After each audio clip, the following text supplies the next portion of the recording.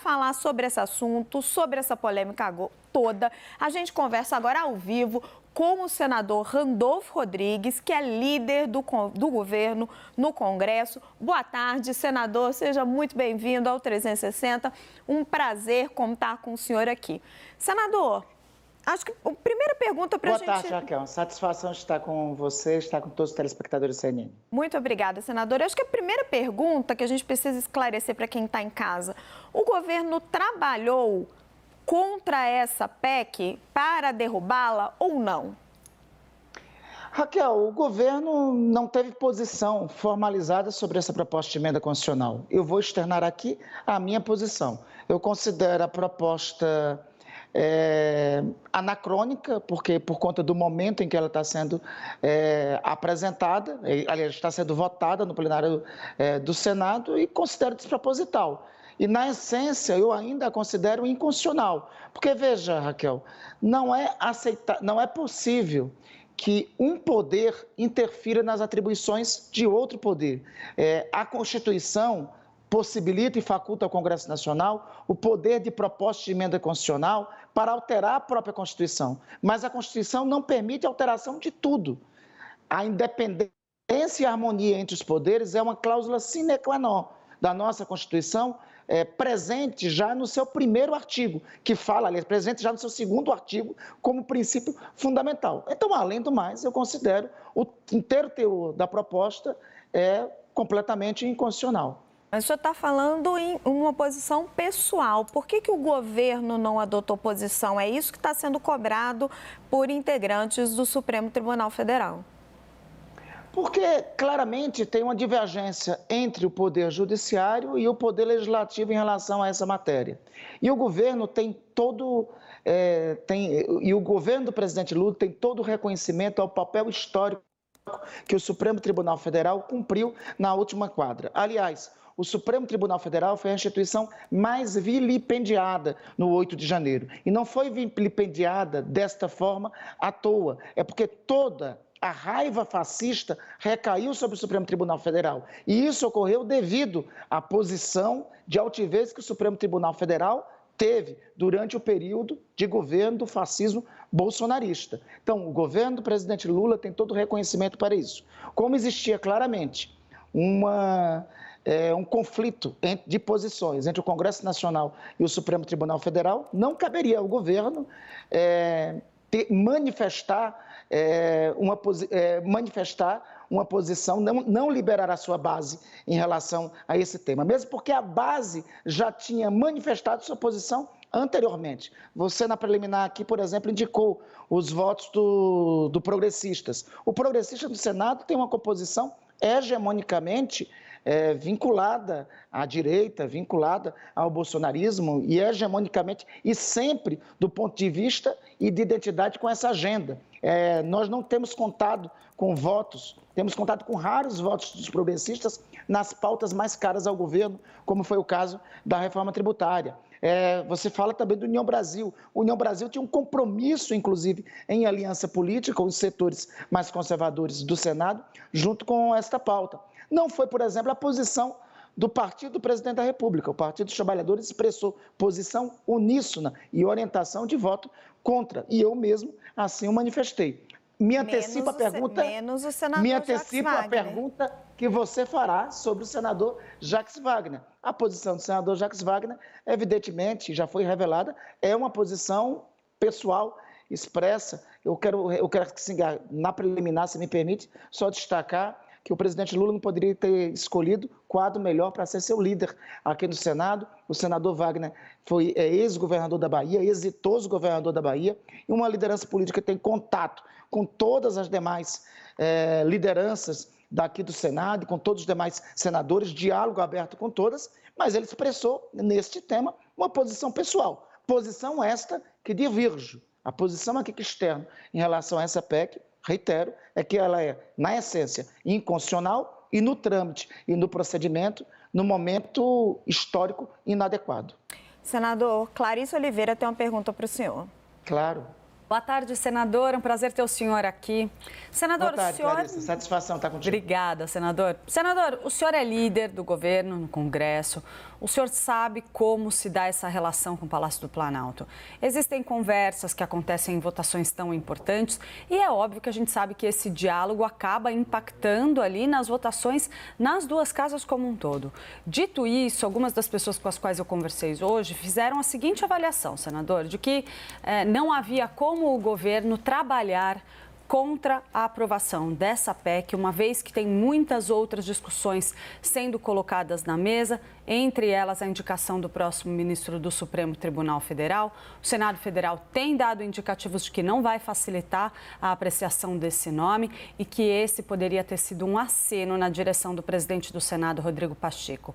Eu queria saber como o senhor enxerga essa avaliação e se o senhor entende que essa relação entre Planalto e Senado, passando pela escolha do próximo ministro do STF, teria poder para impactar numa votação como essa? Clarissa, primeiro tem que reconhecer o papel que o presidente Rodrigo Pacheco desempenhou na última quadra histórica. Ele é um dos responsáveis, inclusive, por nós não termos tido ruptura democrática no último período. É importante destacar a presença dele, reconhecendo o resultado das eleições de 30 de outubro, e é importante destacar a reação dele, forte e contundente, aos atos golpistas de 8 de janeiro. Foi por isso que nós apoiamos o presidente Rodrigo Pacheco para a presidência do Senado na eleição de 1º de fevereiro. Eu acredito na coerência e na continuação das posições de Sua Excelência, o presidente do Congresso Nacional, com essas posições políticas de defesa da democracia brasileira. Em relação ao texto da PEC, assim, eu particularmente trabalhei contra, externei isso ao presidente Rodrigo Pacheco, externei minha divergência, como externei ontem em plenário, porque realmente eu acredito que esta não é pauta da agenda prioritária do país neste momento, né? Respeito o presidente do Senado, mas divirjo nesta agenda ter sido pautada nesse momento. Como eu reiterei para você, eu reiterei aqui para a Raquel, eu considero ela anacrônica, inadequada para ter sido votada neste momento. Por isso que votei contra e tentei convencer, inclusive, colegas contrários. Raquel. Senador, eu entendo o momento político que o senhor fala, os ataques que o Supremo sofreu, mas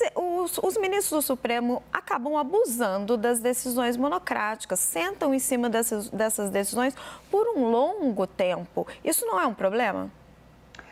Se isso vier a ser um problema, a Constituição manda resolver esse problema no âmbito do próprio poder.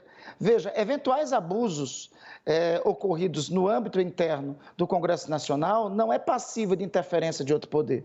É a Constituição que nos manda, no seu artigo 2º, em cláusula pétrea, em cláusula sine qua non, que deve existir independência e harmonia entre os poderes. Assim como nós não podemos imiscuir nas atribuições do Supremo Tribunal Federal, o Supremo Tribunal Federal não pode arguir para ele a atribuição exclusiva do Senado da República de sabatinar e votar ministros do próprio Supremo Tribunal Federal. A separação de poderes, as linhas tênues de nossa separação de poderes, conforme preceitua a Constituição, em cláusulas pétreas que não são passíveis de ser abolidas por proposta de emenda constitucional, diz isso em claro e bom tom. Então, decisões monocráticas, e a despeito disso, eu acho que a crítica cabe, nenhum poder estará acima de qualquer crítica em nenhum momento, em nenhuma circunstância. Mas a crítica a este tema específico já foi regulado pelo próprio Supremo. Hoje, nenhum ministro do Supremo pode fazer 2 pedidos de vistas. Por exemplo, hoje, nenhuma decisão cautelar de membros do Supremo Tribunal Federal pode ocorrer sem de imediato ser remetida para a decisão do plenário da Corte. Ou seja, o próprio Supremo, em seu regimento interno, já regulou o que a PEC, então, procurava regular. Jussara Soares tem uma pergunta, senador. Pois não. Boa tarde, líder. Que bom ter o senhor aqui Sara. Conosco. Alegria minha. Eu queria saber se o governo vai mudar a postura agora na tramitação na Câmara. O senhor é líder do governo no Congresso. Acredito que essa discussão, após toda essa repercussão e esse mal-estar, porque lá no STF os discursos vieram bem duros e nos bastidores tem muita cobrança, acusação de traição e até mesmo de pouco empenho do governo nessa pauta. Muda a postura do governo daqui por diante? Jussara, os partidos, digamos assim, do núcleo político duro do governo, os partidos da coalizão política que elegeu Luiz Inácio Lula da Silva à presidência da República, têm uma posição clara, inclusive orientaram isso. O Partido Socialista Brasileiro, o PSB, tem posição contrária à proposta de emenda constitucional. O Partido do Presidente da República, o Partido dos Trabalhadores, tem posição clara em relação à tramitação dessa proposta de emenda constitucional. E outros partidos, eu diria, a ampla maioria dos partidos do núcleo originário que apoiou o presidente da República. É lógico que na nossa coalizão política tem partidos que pensam diferentemente. O presidente da Câmara já manifestou qual é a prioridade dessa PEC no âmbito da Câmara dos Deputados, que eu acho que, inclusive, pertinente a manifestação de Sua Excelência, senhor presidente da Câmara, em relação a esse tema. E eu acho que nós temos um tempo para a proposta ir para a Câmara, eventual tramitação, sob o risco, além de ter isto, eu reitero, a Constituição proíbe, não é a aprovação de um tema dessa natureza, proíbe a tramitação. Então, a própria proposta pode ser objeto de alguma ação eventual no próprio Supremo, que é a casa, pela ordem constitucional, que faz o controle de constitucionalidade. Senador, eu vou insistir num tema por causa de um comentário que o senhor fez. O senhor disse que o núcleo que elegeu o presidente Lula fechou questão contra esse assunto, PT e PSB. Mas se não fossem os dois senadores do PSB e Jacques Wagner, a PEC não teria passado. Foram 52 votos e ela precisava de 49. Esses 3 votos fizeram toda a diferença. Perfeitamente. Essas posições não correspondem à orientação partidária que teve lá. Essas posições foram externadas como posições pessoais de ambos os partidos. As posições partidárias dos partidos, e sobretudo do Partido dos Trabalhadores, foi a orientação partidária pelo voto contrária à proposta de emenda constitucional. Repito, respeitamos as posições em divergência sobre o tema, mas eu acho que as posições dos partidos centrais do núcleo político foram externadas contrária à proposta. Senador Pedro Venceslau tem uma pergunta para o senhor. Claro. Boa tarde, senador. Quando o líder do Congresso vota de uma maneira e o líder no Senado vota de outra, isso não passa a sensação de que é uma desarticulação da base do governo no Congresso Nacional? E aí, emendando na mesma pergunta, o presidente Lula deu aval para o senhor ou deu aval para o Jacques Wagner? Pedro, o presidente Lula não houve nenhuma consulta ao presidente Lula e o presidente Lula não emitiu nenhuma opinião sobre este tema. As posições que nós externamos foi coerente com a orientação da base de apoio, a orientação que o próprio líder Wagner deu sobre a base de apoio ao governo, na orientação do governo. Por óbvio, como parte da base de apoio ao governo já tinha uma posição favorável à PEC, o líder Wagner manifestou uma posição de liberação do voto da base. Eu tenho a convicção que externei aqui para todos vocês em relação a esta proposta de emenda constitucional, e tanto a minha posição quanto a posição do líder Jacques Wagner foram posições externadas do ponto de vista pessoal, são posições do ponto de vista pessoal. No meu caso específico, me permita se arguir, minha posição eu quero basear na quadra histórica e nas posições políticas que o nosso campo político tem assumido no último período. O presidente Lula deu alguma orientação específica sobre isso? O senhor disse que o governo não tomou posição, mas o presidente Lula falou alguma coisa sobre isso, senador? Nem o presidente Lula, nem o governo. Nós discutimos sobre esse tema já na segunda-feira, em reunião da coordenação política do governo que temos ordinariamente toda segunda-feira, uma reunião da qual eu faço parte, junto com o ministro Alexandre Padilha e os líderes da Câmara, do Senado, o líder Jacques Wagner, o líder agora em exercício Alencar, na substituição, o líder Guimarães, e da qual eu participo. Nesta reunião, nós chegamos a falar sobre esse tema, dissemos como era um tema que estava sendo, inclusive, empunhado pelo presidente do Congresso, era um tema, pelo presidente do Senado, presidente do Senado e do Congresso, e era um tema que estava sendo tratado por estes e já tinha uma adesão de boa parte da base, não caberia outra posição do ponto de vista da orientação da base do governo do que liberar a bancada e ter as manifestações políticas de cada uma das lideranças. E foi assim que procedemos. Senador Jussara Soares tem outra pergunta para o senhor. Pois não? Senador, uma apuração aqui da minha colega Thaís Arbex dali de bastidores do STF, mostrando que os ministros dizem que a lua de mel com o Palácio do Planalto acaba com essa votação. A partir disso, há uma pressão também pela manutenção de Jacques Wagner no cargo. É possível que ele deixe o cargo? O governo vai manter essa pressão? Como é que está a situação? Em absoluto, Jussara, não há nenhuma cogitação, nenhuma possibilidade, nenhuma hipótese de substituição do líder do governo no Senado. O presidente da República tem total confiança no seu líder no Senado e tem convicção de suas escolhas. Em relação à relação com o Supremo Tribunal Federal, o governo do presidente Lula reconhece o papel histórico cumprido pelo Supremo Tribunal Federal na última quadra, como a última raça de defesa da democracia brasileira.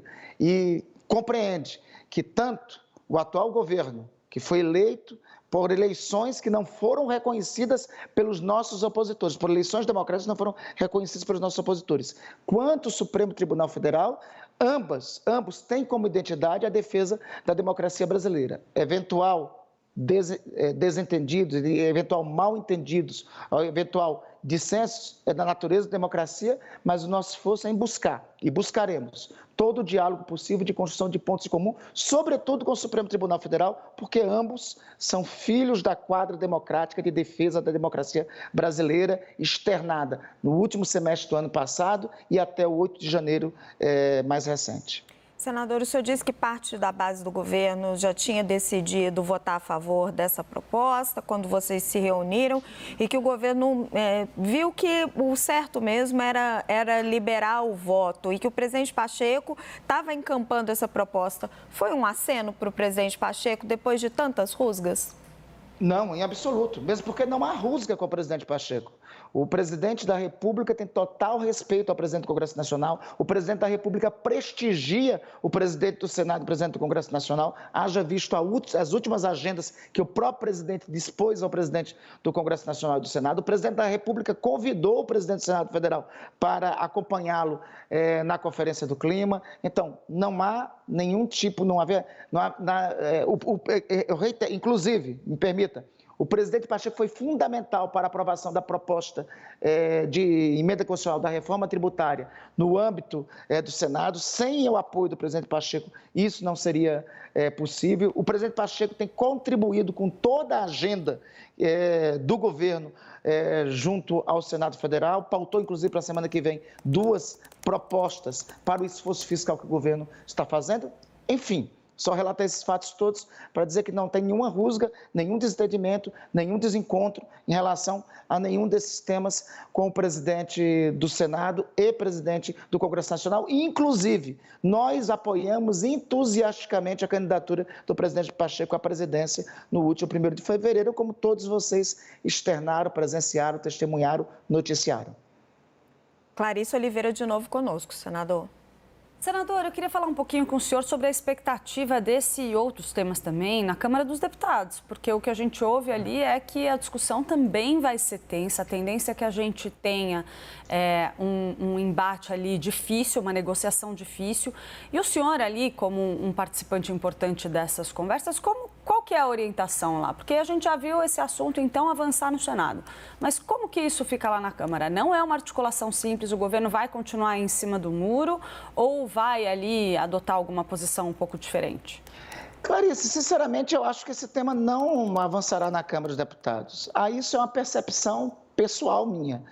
Primeiro, teve a manifestação do próprio presidente da Câmara, como todos vocês também já noticiaram, em relação a esse tema. Segundo, daqui para o final do ano, nós estamos há 3 ou 4 semanas de conclusão dos trabalhos legislativos e votação da lei orçamentária e da LDO. Tem uma agenda de temas na fila para ser votado. Nós temos que tratar da PEC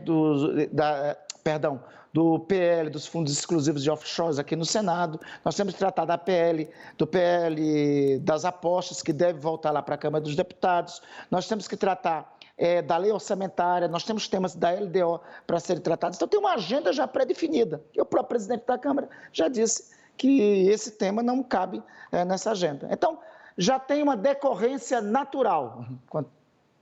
Não lhe ouvi, Clarice? Sabendo, então, que isso nem vai andar na Câmara, não é mais uma prova de que isso foi um aceno do presidente Lula para o presidente Rodrigo Pacheco com uma agenda que vai além dessa questão do Supremo Tribunal Federal? Não, em absoluto. Se tivesse tido aceno, esse entrevistado de vocês aqui não estaria sequer na liderança, não continuaria na condição de líder do governo no Congresso, porque, obviamente, a minha manifestação no dia de ontem foi claramente contrária à proposta de emenda constitucional. O partido político do presidente da República, o Partido dos Trabalhadores, teve uma orientação frontal dada pelo líder Fabiano Contarato, contra a proposta de emenda constitucional. Então, não esteve aceno nenhum, ao contrário, eu quero repetir aqui para vocês. Eu, particularmente, você me perguntou, na pergunta anterior, me permita, você fez, dizendo o seguinte, o governo trabalhou contra? O governo liberou a sua base, como ficou manifesto. Eu, particularmente, claro, me opus e busquei votos contrários à proposta de emenda constitucional. Essa posição não é segredo para ninguém, conto aqui para vocês e estendei ontem no plenário do Senado. Senador Pedro Venceslau conosco. Claro. Senador, qual é a expectativa em relação à PEC das drogas do senador Efraim Filho? Nesse caso, vai haver uma orientação da bancada do governo? O senhor tem alguma expectativa em relação à aprovação ou rejeição dessa proposta no Senado? Pedro, assim, não acredito na votação dessa proposta de emenda constitucional ainda neste ano, porque a agenda assim não permite. É uma proposta que deve ser por todos nós analisada, né? Mas eu acho que nós temos que criar as condições, né? De um lado, eu falei para vocês aqui que tem um artigo da Constituição que é cláusula pétrea, e utiliza esse artigo da Constituição de cláusula pétrea para fazer críticas à decisão da PEC de ontem.